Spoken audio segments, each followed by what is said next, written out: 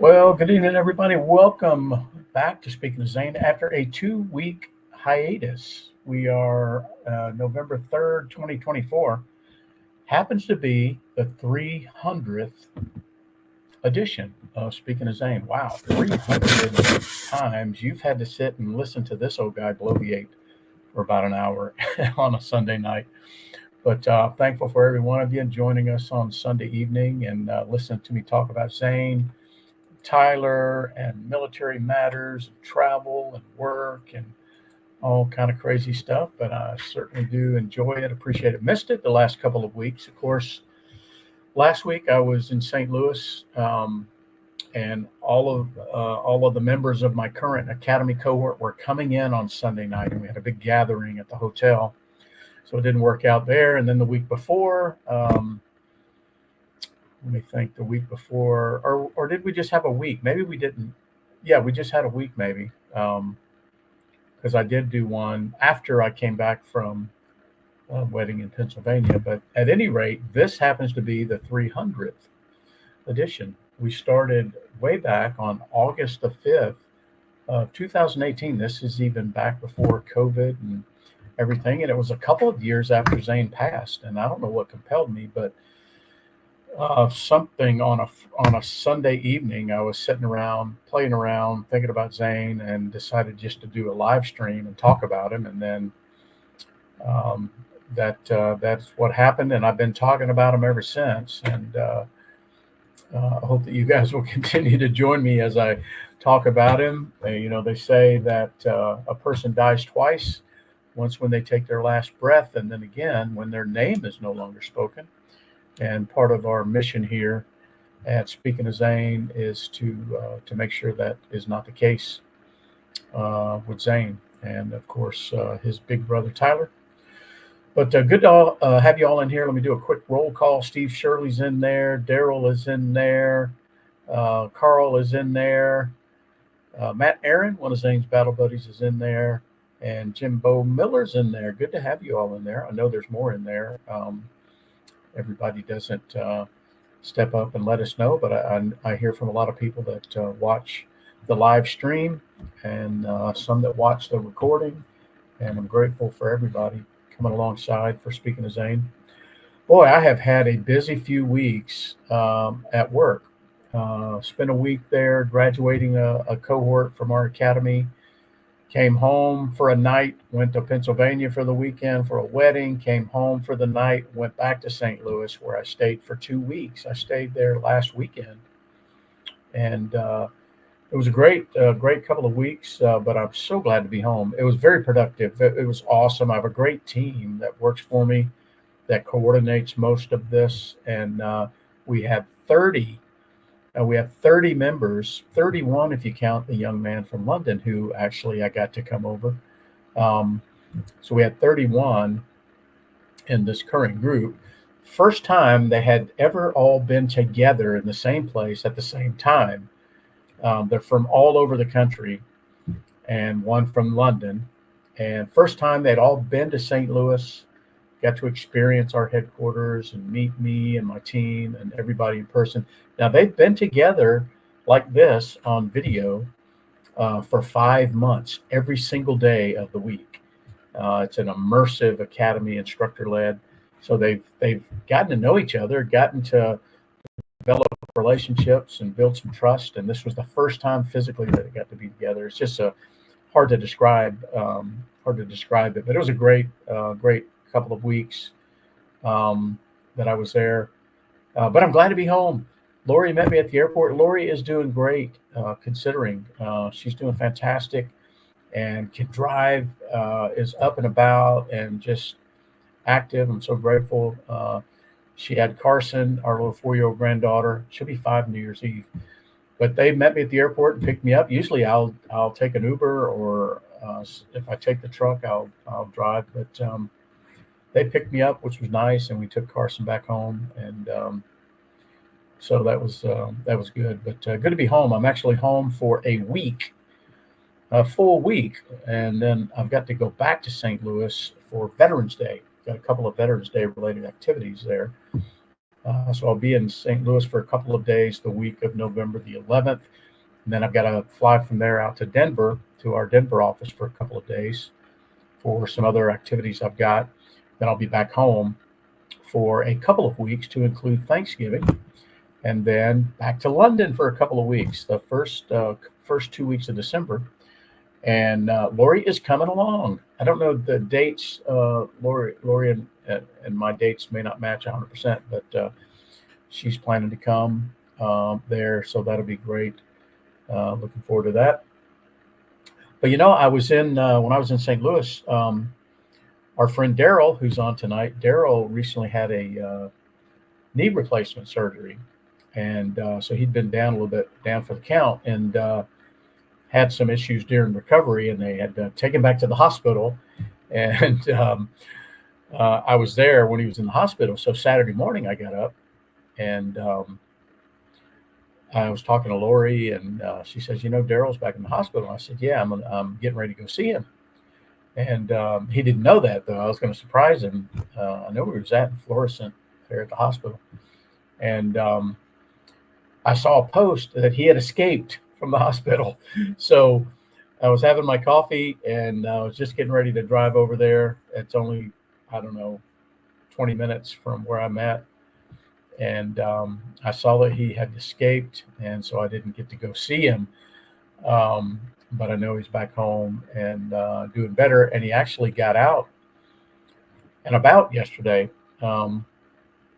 to visit Wanda at Jefferson Barracks. I also visited Jefferson Barracks while I was there, and got a chance to pay my respects to his wife, Wanda, there in his absence. So I was happy to do that. More about that in a minute. Well, let's see. I saw my Aunt Paula often joins us in here. She's actually my mom's aunt, Paula. And today would have been her and her husband, my Uncle Mike's 62nd wedding anniversary. Uncle Mike passed, that's about 6 years ago or so now. He was an Army vet. He's buried over, is it called Alabama National Cemetery? Or, yeah, I think it's called Alabama National Cemetery. It's just south of Birmingham. Just south of Birmingham. I have been there a couple of times. Let's see what else is going on. Oh, I had some fantastic things that are kind of work related, kind of human interest, kind of veteran related, kind of Zane related. And there's Brenda Lusk. Hey, Brenda. And well, I had a young lady that was in one of my cohorts in this academy that I lead. I'm kind of a principal of a school these days, which is very freaky considering I never went to college. Don't tell everybody that. But I run this academy, and one of our cohorts is a young lady called, well, I won't give your name, but I call her JK. JK was her nickname. And she surprised me. She happens to live in St. Louis now, but she left this handwritten note at the hotel desk for me. And it was just a very glowing sort of um, note of appreciation and all this stuff. But turns out that she was leaving the next day to go to Washington, D.C., and she was running, and she did run in the Marine Corps Marathon. And she told me in the note that I'm wearing two yellow ribbons in my hair, um, one for each of your sons. And I thought that was fantastic. And so I got up. I got up early that morning. I may have my days mixed up, Daryl. I may have been planning to come and see you on Sunday. I think the marathon was on Saturday. I can't remember. But anyway, so Saturday morning I got up early so I could track her progress during the marathon. She got started about, I think her group started about 8:15 or something like that. And so you're able to track on the app. So I could track everywhere she was at on the app and everything. I just thought that's the least I could do.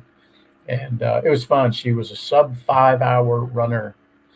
And she's maybe a 24-year-old young lady, but yeah, it was fantastic. I got to see her this week after the marathon and thank her and everything. So that was just kind of fun. And then I had another young lady who's in my current cohort. She lives in Philadelphia area, and we had them all together. Like I mentioned, first time meeting her face to face, and she's a very dynamic personality, big and bold. And she said, I have a gift for you, Guy," and she gave me this. Let me get the light off of that. This is if you know the artist called Jelly Roll. This is Jelly Roll's latest um, CD, and some of the CDs have this sleeve that's signed by Jelly Roll. And she gave me this and a big old hug, but she knew I had told her a while back about. She had mentioned that she's a Jelly Roll fan and had gone to a Jelly Roll concert and with our company actually in New York City not too long ago. And I said, "Well, my son was a big Jelly Roll fan, and there's a song he sings that reminds me of him." And anyway, so that was a pleasant surprise from that young lady called Danny. And let's see what else is happening. You can see a lot of my life revolves around work. Can you tell that? I'm still a working guy. I've got some time before I retire, and I am all in on getting the maximum out of it before I am pushed out the door. But I try to do a lot of human sort of things. That's why I do the veteran thing at work, right?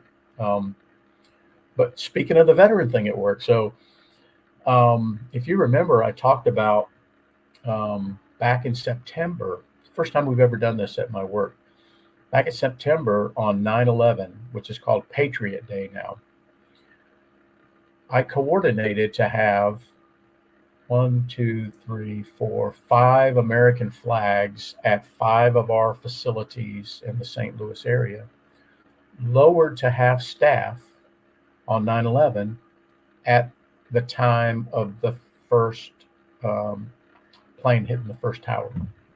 And I had veterans do it. It was fantastic. And well, at our global headquarters building, the newest and nicest of the facilities, I had a crew there, and one of them texted me and said, "Hey, Guy, we got a problem." And I'm like, "What?" "Well, we can't get the flag down because there's a tree in the way." Well, it turns out there's a tree that had grown up alongside there's three flags. There's the American flag, there's the Missouri flag, and then there's our company flag. Of course, the American flag's in the middle and it's the highest. Well, there's a tree that grew up adjacent to it. You can imagine how tall because it's the height of a flagpole. And it was impeding them from lowering the flag. But they worked around it, of course. Well, I get there last week and I noticed, wait a minute, there's a tree missing here. I mean, I'm talking this tree. It's this sort of diameter. I mean, it's not a sapling. It's a proper tree. And I got there last week, and I go right past it from the hotel to the headquarters building, and I thought, something ain't right. This looks more wide open. Tree missing. I look down. There's a stump cut off. I mean, it's a big tree. And I messaged our facilities, the vice president of all of our facilities in the whole world, and his name is Justin, and he's a Marine Corps vet. And I said, "Hey, Justin," I said, "I got to ask, did I cause a little trouble with that tree?" And he says, "Yep, we took it down." And I said, "You're kidding." He says, "No, we have priorities around here." So because of that, lowering the flag and everything, he had that doggone thing cut down so that that flag could fly freely and we get out. So that's a cool story, right? Not every company would do that, but when you have the vice president of facilities is a Marine and a buddy, things happen. So a good job there, Justin. Well, let's see. Well, a big hearty congratulations. And I got to watch them win this on a big screen. I'm talking big, big screen outside at the Rawlings.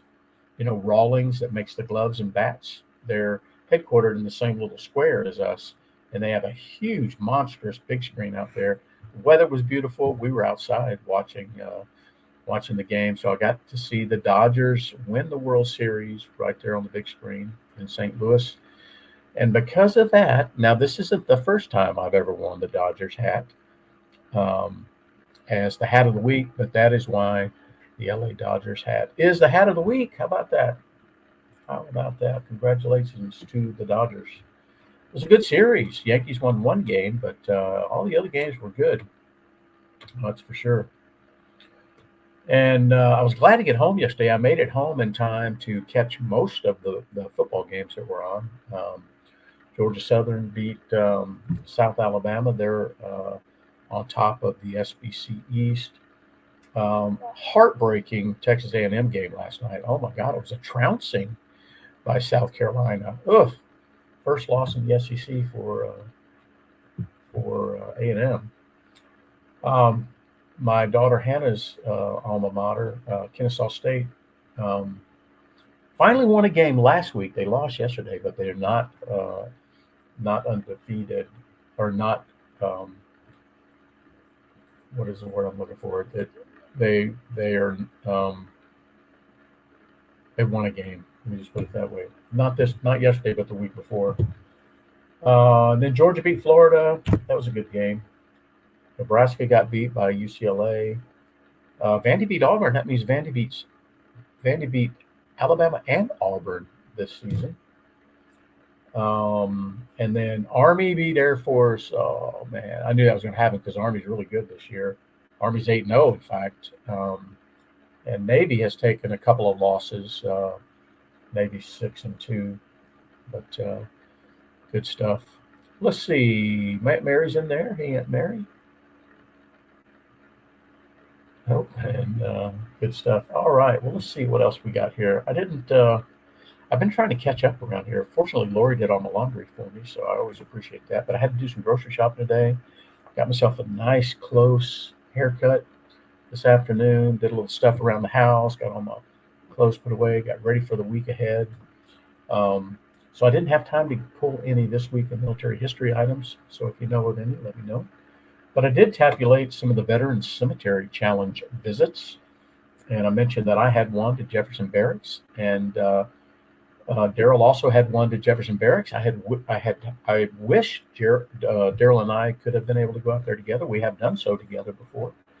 It's always a good time. But I enjoyed my visit out there. I got to visit Wanda, of course. Now, where Daryl's wife Wanda is placed at Jefferson Barracks is probably the most beautiful viewpoint. It's up high on the ridge, and there's nothing beyond Wanda but a cliff down into the river valley. You can look up and down the river from that vantage point. It's just absolutely gorgeous. It's a beautiful cemetery to begin with, but I always get excited when I drive up and around and up into that section, and just beautiful. I also visited the mother and father of my friend Amanda Duggar, who I attended her father's funeral there. Ed Carter is his name, Army veteran. His wife is buried there with him, Sonia Carter. And then I have a friend at work called Juanita. Her father is buried there. He was in the Navy. I visited him. And then thanks to my friend Steve Shirley, Daryl, you got to go see this if you don't know about it. But on the lower end of the cemetery, um, help me out, Steve. I don't remember which section it is, but it's um, there is a common grave for 123 POWs. There's a nice plaque there that explains it. 123 POWs that were massacred at Puerto Princesa camp in the Philippines. And it's just a tragic story. There's a book about it and a movie about it Steve told me about. Let me see if I can show that real quick, Steve. But it was my first time visiting that, and it's just to read the account of the massacre. It's heartbreaking, and it highlights how cruel man can be. It's just terrible. Here, I'm going to share my screen. So you can see there's my dad. Hey, Dad. My dad's 80 years old and still kicking, man. I'll tell you what, still kicking. Still has a full head of hair, which is why I still have a full head of hair. I'm grateful for the genes. Let me share screen. Here we go.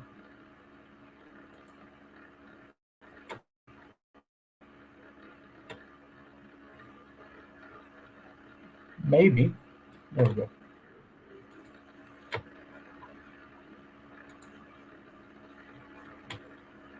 Should show up here any second. There we go. There is the mass grave for the 123 POWs in the Philippines that the Japanese massacred. It's a horrific account.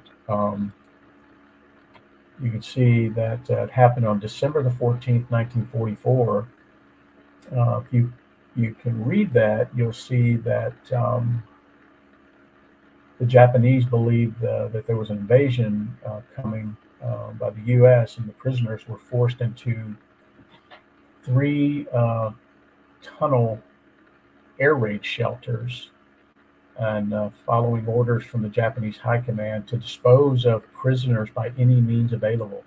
Buckets of gasoline were thrown into the shelters, followed by flaming torches. Those not instantly killed by the explosions ran burning from the tunnels and were machine gunned and bayoneted to death. Just a terrible, terrible thing. But you can see Steve post there that the book was called As Good as Dead, and I will be ordering that. But I appreciate Steve telling me about that. There's so many things, Daryl, in there about that are interesting at Jefferson Barracks, and Daryl has stumbled on some of them, purposefully found some of them. It's an amazing collection of history there at Jefferson Barracks. So I was happy to go by there and see that, Steve. I spent a good hour and a half out there, I think, by the time I saw everybody and made that visit. But that was it was a good day that day, and the weather was beautiful. So for me, let's see. So if I add up my dad's usual visits, my sister Daryl's, and mine, I think I arrived at 9 visits over this last week, and that takes us up to 1,320 visits that we've made to cemeteries with veterans there. Some of my favorite places now to visit. I don't know why it is, um, but they certainly worthy of being considered hallowed ground for sure. I always have so much respect when I visit, and I know that I'll continue to visit Jefferson Barracks for years to come and still never see all the little things there. So, Steve, thank you, and Daryl always brings new things to us about that. Okay, well, let's see. If I go to the Think of That challenge, I had some good thank yous this week, some good veteran interactions, as I often do when I go to St. Louis. I know that Daryl, when he snuck away to go visit Jefferson Barracks, I think it was yesterday, he went and had lunch with a friend of his and stumbled on an Air Force veteran there, and they exchanged mutual appreciation. And then Lori thanked a Navy vet that was at the poll last week. Lori voted early. I'll be voting on Tuesday, right here, very close. It's right next to the fire station. Right, it's at the library, right next to the fire station, just outside of our um, development here. Less probably a mile down the road. So I'll be going on Tuesday. And my dad also met some folks at the poll, 2 Army vets, I think he said. And then if I list the interactions I had over this last couple of weeks, I had 5 Air Force veterans that I thanked, had interactions with. Um, One, John Peslowski, who works at the same company as me now. We served together over 30 years ago. I've talked about him before. Orville's one of our security guards, and I always make a point of chatting with him. He was in the Air Force. And then Jose Salinas. Jose works out in our warehouse. I always stop by to say hi to him. And then a couple of Army guys, Tom, who's a good friend of mine, Afghanistan vet in the Army, and Ben. Ben is in the Army Reserves, and he's an instructor at West Point. And so I get to interact with him quite a bit. And then a young lady called Sarah out at our warehouse, who I've become good friends with. She's a Navy vet. She was stationed at NAS Keflavik in Iceland, and she helped me out with my students this week. And then I met Eric for the very first time. A guy called Eric, who's a Marine Corps vet, and Eric reached out and said, "Hey, guy, I want to chat with you because I need some advice." And so here a Marine is asking for some advice from an Air Force guy. But anyway, he's only been out of the Marines a couple of years. I've been out of the Air Force over 30. So I was happy to meet with him and listen to him and share some advice. And then I met an Air Force guy for the very first time that was in there giving one of his clients, who happened to be an Air Force unit from Tennessee, there. And I met him. His name's called Josh. Met him, gave him a coin. And then I also gave Eric a coin. And then I met a guy, listen to this, I'm in the hotel, got all my little chickens with me. And this guy sees my Air Force hat and he says, "Hey, nice hat." I said, "Oh, yeah." I said, "You're Air Force?" He says, "Yeah." He says, I was an air traffic controller. And I served at RAF Lakenheath between 1985 and 88 or something like that. And I said, "You got to be kidding me." I said, "I was right next door at Millenhall, same exact time." And so we hit it off. He works for us. His name's Al. And he works at our company, lives, well, I can't remember where he lives, but anyway, he was there visiting. And so what a great guy Al was. So yeah, I had, I guess, 5, 6, 7, 8, 9, 10, I guess, that I had there. 10, 5, 6, 7, 8, 9, 10. And then Dad had 2, 10, 11, 12, 13, 14. That should be 14. 14. That takes us up here. I'm going to add Steve. Steve, thank the Army vet and Navy vet. Okay. I'll tell you what, you guys are getting some veteran interactions in the voting lines there. So Steve had Army and a Navy. Very good. So I'll take our total count to 16 for the week. And then if I add that to the total, we're not doing too shabby. Our total Think-A-Vet count is, since we started this, is at 3,037. How about that? 3,037. We are cooking right along. We actually exceeded. Remember, we thought, well, maybe we'll get to 3,000 by the end of the year. And we have exceeded that. So appreciate you guys sharing that with me. You don't have to, but I mean, you guys are going to talk to veterans and say hi to veterans and thank veterans and stuff without this guy telling you to, but to share it with me so we can tabulate it. That's a wonderful thing. So I appreciate you guys doing that. Good stuff. Good stuff. Let's see. Nothing really to say on the organization front, except that we do still have plans for activating a group to go help at my Warriors place with hurricane cleanup. I don't know when yet, and I don't know how I'm going to fit it in. But I've got a group of people that want to go, and they can go without me. If it works out, I can't be there this time. Selfishly, I would love to.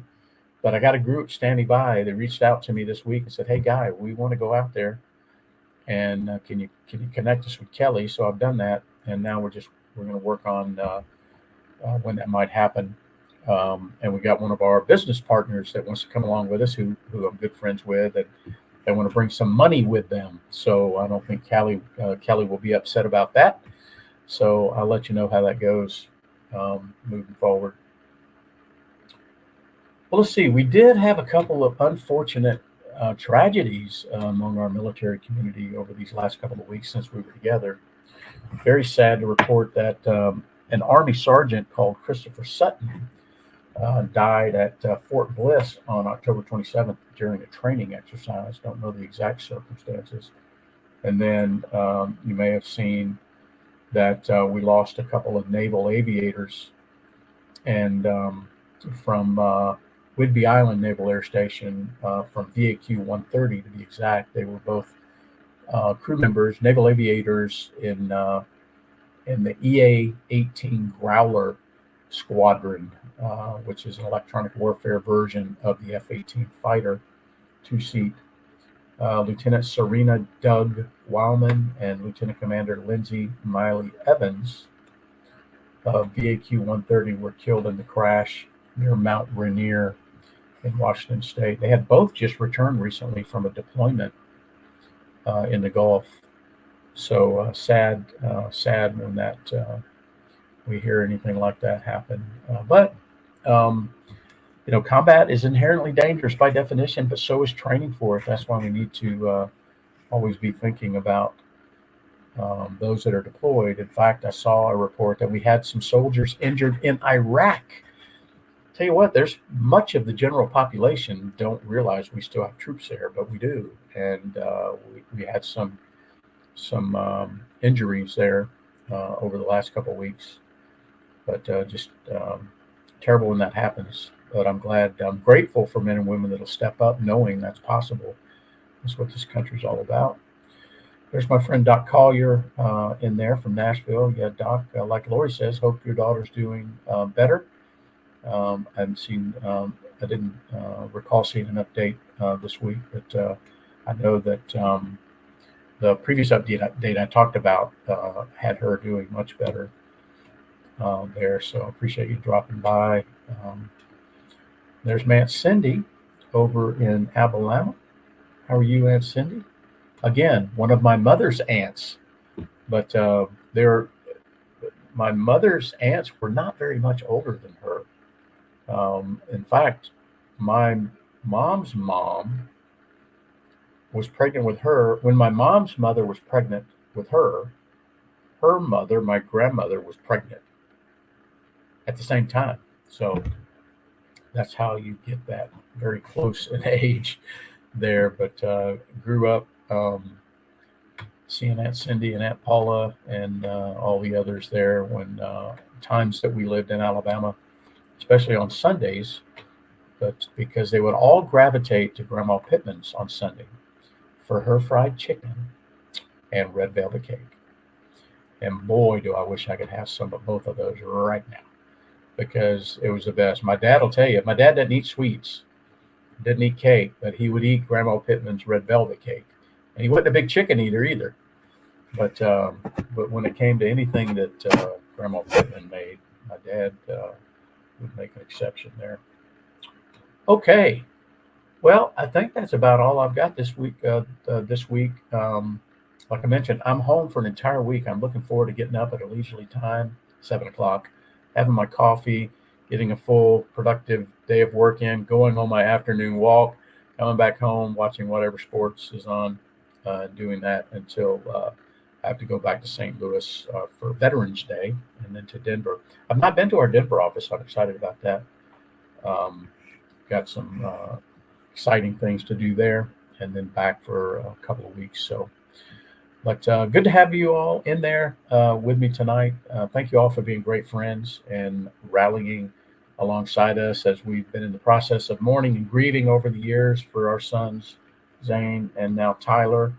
And doesn't get any easier, but like I said, we're in the business of making sure they're not forgotten. And if it means I get on and just yap about them, I'll do that until it's time for me to go. So thank you guys for coming along with us, and we'll look forward to seeing you all next Sunday night. I think I may be flying out on Sunday, either Sunday or early Monday.